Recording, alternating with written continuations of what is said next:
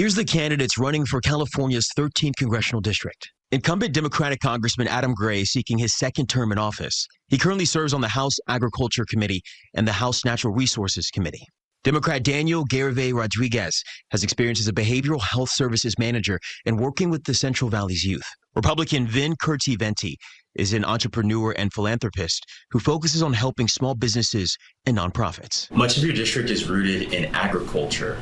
At the federal level, what concrete plans do you have to make life better for both farmers and farm workers? The last project at a federal level that recently the construction started is the Central Valley Project. It was in making for 30 years. So what's in my control when I get elected to a federal office would be the federal land wherein which we could get funds approved for surface water storage, groundwater recharge, and dredging. And I'm only talking about the things that are totally in my control. And even the Central Valley Project is not even in the district. So there's no proper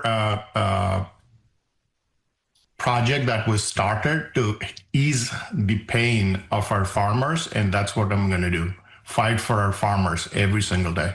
Especially with the tariffs and war in Iran, that's really impacting farm workers, and farm workers are, farms and farm workers. So if farms are struggling, then also farm workers are going to be struggling. When it comes to farm workers, I support safer working conditions, especially when it comes to the Central Valley. Over the summer, it gets over 100 degrees every day. So making sure that farmers are providing safe working conditions, as well as good benefits. I also support increasing the living wages for our farm workers. Our farm workers do so much for this region, this state, this country, for them to get the bare minimum. And that's why I'm running, because I want to be able to fight for them, because they deserve more than the bare minimum. We've got to get rid of these destructive tariffs, right, that are hurting our agricultural economy, hurting our local farms and businesses. We've got to pass the Farm Worker Modernization Act, of which I am a co-sponsor, to actually make sure we have the agricultural workforce to produce. We've got to make energy more affordable. That's why I've been working on the SPEED Act to reduce environmental regulations, streamline the ability to bring energy projects online. When you can't bring energy projects online, or they're more expensive to come online. The ability to own a home or even access to affordable housing, what would you do at the federal level to help ease some of those concerns for the constituents of District 13? We've got to make it easier to build. In this country, we've got to reduce red tape and regulation. And we're, in the process right now of working on bills like the Permit Reform, SPEED Act, the Fix Our Forests Act, and all of this is about reducing regulatory burden, right? And the same thing exists in the housing market. When you have more supply in the market, you reduce the costs. And we just have seen too many states, and California is one of them, where we're millions of homes behind where we need to be, and we're only producing homes in the 100,000, 150,000 a year doors, in the state. And so, we need workforce, we need real immigration reform. That's something we can do at the federal level. There's a lot of people that want to come here and work. Housing affordability is a very big concern.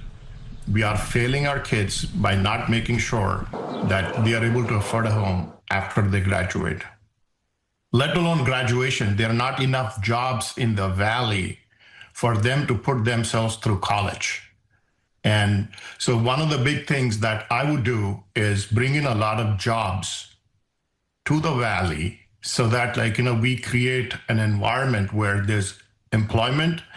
My biggest platform, or my platform for this race, is economic upliftment for the entire Valley. Yes, when it comes to affordability, there's different ways I want to approach that, because it's different factors just approaching it, right? People need to understand that affordability is housing justice, it's environmental justice, it's access to infrastructure, clean water, clean air, good jobs, transportation, right? So that's what makes it affordable and also accessible. First of all, I oppose any policy that criminalizes homelessness. If elected, would you support the current ICE operations as they stand right now? 100%, I support abolishing ICE. I do want to get it out of the Central Valley, out of the state. The Central Valley feeds immigrant communities are part of the foundation of the Central Valley.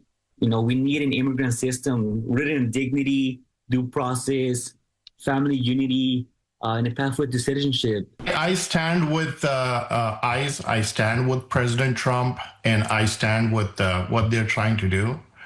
Listen, Biden administration said it's okay. Like, come on in, the border's open. We let 15 million people in without proper vetting process. So if we start with the illegals that are committing crime, or at least we know that if they've committed a crime, let's deal with them first. And then eventually we'll have the bandwidth to deal with the rest of them. I've opposed much of the current operations with ICE. I've also voted dozens of times in this past Congress to support stronger border security. I think it's important that we have a strong border, but I think it's also important that we treat people with respect and dignity when they're here following the law, trying to contribute to our economy. That's why I'm also an original co-sponsor of the Dignity Act, of the Farm Worker Modernization Act. And I'll say this, my Republican colleagues have spent a lot of time focused on the criminal element and getting the wrong people out of our country. And I've joined with them on many of those proposals to strengthen border security. But it's far beyond time for them to join with me and bring things like the Dignity Act and the Farm Worker Modernization Act to the floor